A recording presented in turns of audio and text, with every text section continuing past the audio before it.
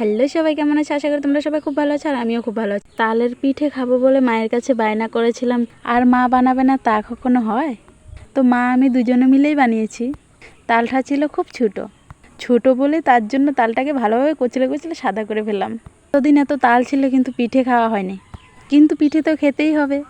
তারপর দেখো এখানে ময়দা দিয়ে দিচ্ছি, সুজি দিয়ে দিচ্ছি, বেশি হয়নি তাও ঠিক আছে, পিঠে তো খেতে পেরেছি। ভালোভাবে মেখে নিচ্ছি। তারপর দেখো এখানে নারকেল দিয়ে দিয়েছি। তারপরে নারকেলগুলোকে ভালোভাবে নেড়ে চেড়ে নিচ্ছি, মেখে নিচ্ছি। তারপরে দিয়ে দিচ্ছি এখানে চিনিটা দিয়ে 10-15 মিনিট মতো রেখে দিয়েছিলাম। তারপরে দেখো কড়াই বসিয়ে তেলটাও গরম করে নিলাম। তারপর দেখো কড়াইতে পিঠেগুলো আমি দিয়ে দিচ্ছি। মা তো বলছিল যে এগুলো তো লেজ বের করে দিচ্ছিস, সেগুলো কেমন পিঠে, গোল গোল করে একটু বানা।